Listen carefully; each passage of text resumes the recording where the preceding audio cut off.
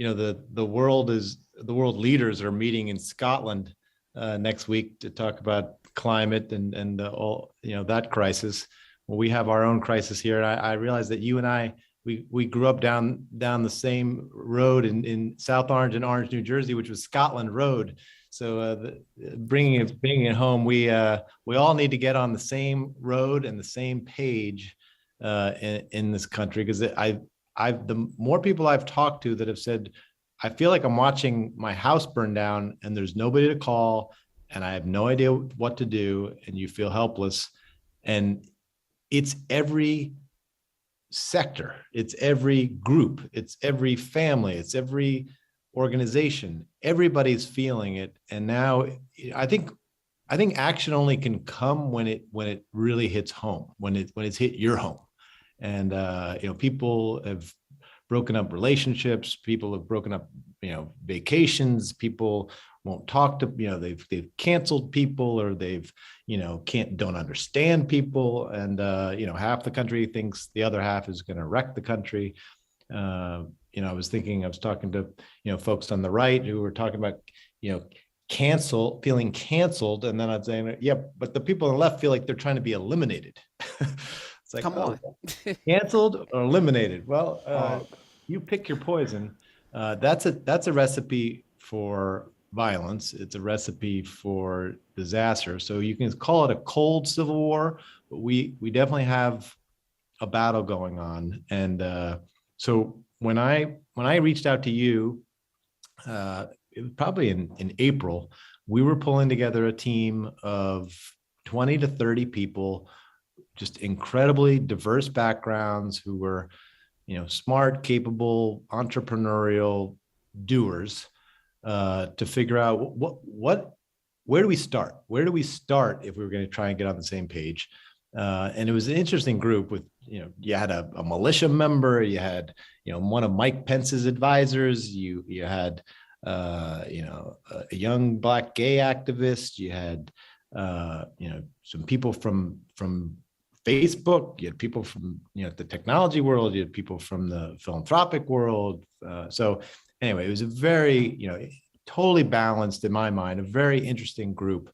And you actually, if I'm just being honest here, you were a superstar on that team. Like if you're talking about a football team, soccer, whatever team you want to talk about, and you say like who's quarterbacking, who's driving, who's got ideas, who's got the courage. Karen Hunter stepped up multiple times and kind of won the day with a new idea or a new direction. But we collectively on this design team have put together the makings for a emergency family meeting of the American people, which has to lead to an emergency town hall meeting, and then has to lead to an emergency volunteer network that's going to work together. But the first part has to be trying to know each other. The reason we fear each other is because we don't know each other and we don't understand each other. And now we're, not only talking at each other or past each other. And so Meeting of America is a platform. It's going to be a technology platform because we can't get everybody in one room, but we could meet in small rooms with anywhere from 4 to 6 people. We think if you're going to, and people's attention spans don't last more than an hour. So we're going to be setting up hour-long meetings with 4 to 5 people who are incredibly diverse. So everybody's going to be different from your age, your gender, your race, your political affiliation, rural, urban, suburban. We're going to have the algorithm. So these algorithms are going to start doing some good instead of the bad that they've been doing, and going to help us try to not only break this fever, but to begin to build trust that we actually all can be patriots. We actually all can be activists and people who care deeply about this country and have ideas about what is right about America and what can help fix America without trying to win the argument, be right, and say and make sure that somebody else is wrong. Unfortunately, so many efforts that are happening right now count on at least a third of the country being pushed aside. And we need to get to a place where hopefully maybe there's only 10% crazies versus 40%, 70%, depending on your perspective. Again, people think that 60% of the country has lost their mind and is off the reservation. And so what Karen and this team have been working on is a pilot project, because we also know that we got one shot at this, and this isn't going to be kind of let's meet over 3 years. This is going to be a national calling to come to this event, voting / getting vaccinated / making your pilgrimage type of an event that in order to do it right. And also thinking of just the climate in the country with the election coming up in 2022 that we believe nationally will happen in 2023. But throughout the year of 2022 and even this fall, we are going to be piloting Meeting of America to figure out how to get this right, how to get the balance right, how to make sure that we have all the different communities and constituencies coming to this conversation, figuring out how to make sure things don't go off the rails, and figure out how we lead ourselves from a conversation of just getting to know each other to a common conversation about common values and ideals, to a conversation about what we can do to fix our major concerns. And we have to kind of co-create those concerns. There's nobody coming in from the top saying, these are the concerns, this is what we got to fix. And I know folks from the left would say, I know exactly what we got to fix. And folks on the right would say, I know exactly, I got to be heard. And people are saying, we got to get our voting rights. And, everybody's got their thing right now. So we have to co-create that together. And that's the hardest part about this, is that people are going to have to come in with an open mind and think about what are the things that we have in common that we could fix that will start us on a road to building that trust. And I know there's going to be a lot of skeptics out there. So, Karen, when I first even talked about this, I was so impressed with how open you were, considering the storm that was going on in the country over race and gender and politics and everybody feeling marginalized, and you were like, you know what, we have to do it. I'm not in that othering divisive mode. I'm in the let's figure it out mode. I'm in the practical mode. We are not going to be able to cut out half the country. The folks on the right are not going to be able to eliminate a third of the country, and the folks on the left are not going to be able to cancel a third of the country. We are going to have to figure this out. So we got to get real. We got to get real fast. So my pitch is, we are having our first pilot starting next week. The first meeting, there's going to be 4 meetings. Sorry, there's 4 times to have the first meeting. Meeting of America is a 3-meeting process.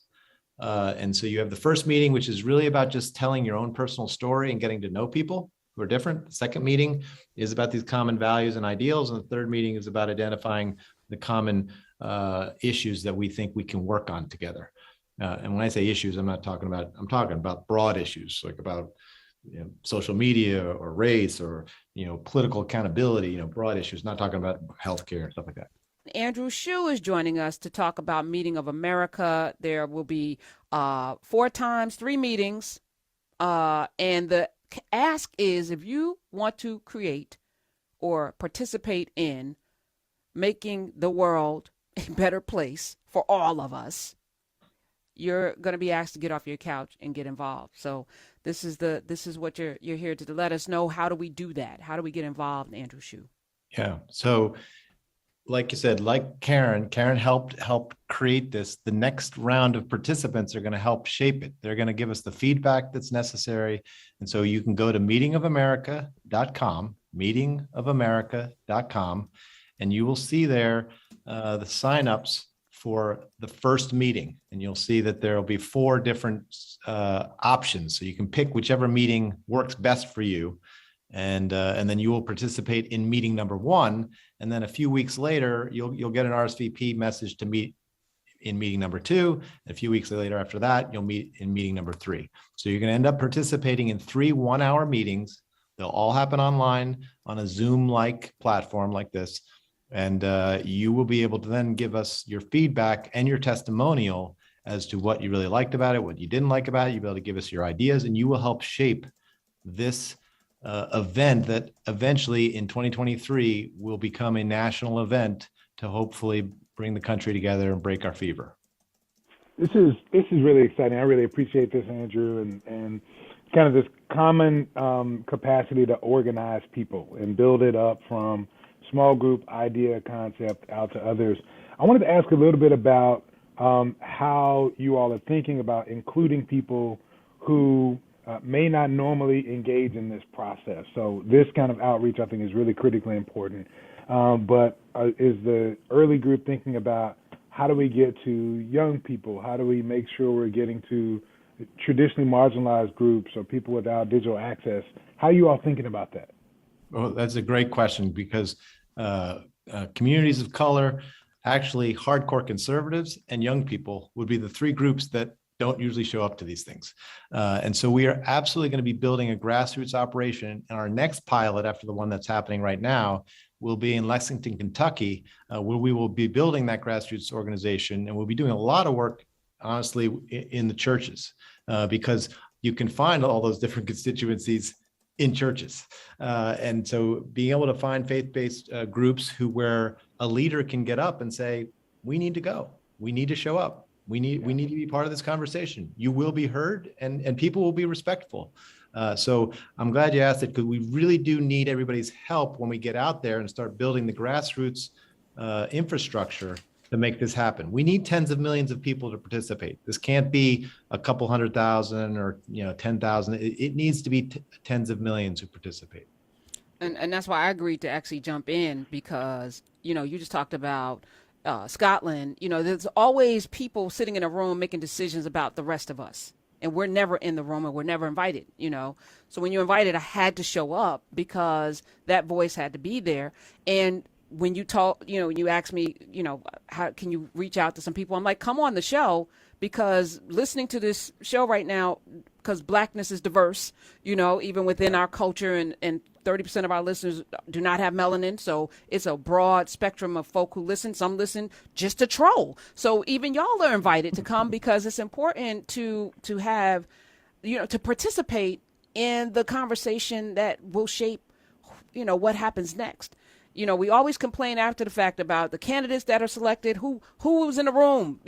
There's always some representative going to, speak on our behalf that we didn't elect, that we didn't say they're ordained to speak for us.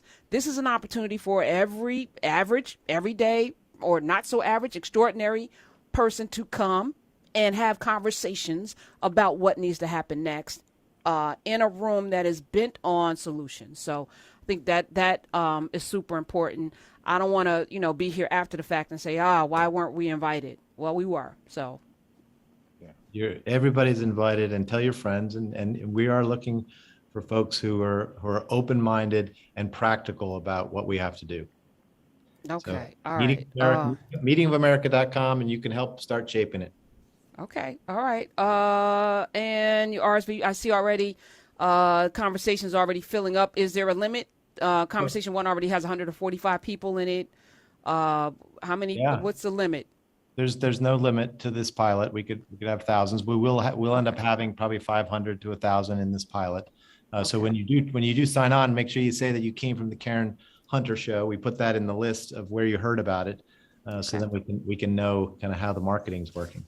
Let's over-index, y'all. You know how we do. Over-index. Let's over-index. Let's fill up them rooms. They can't be talking without us. All right.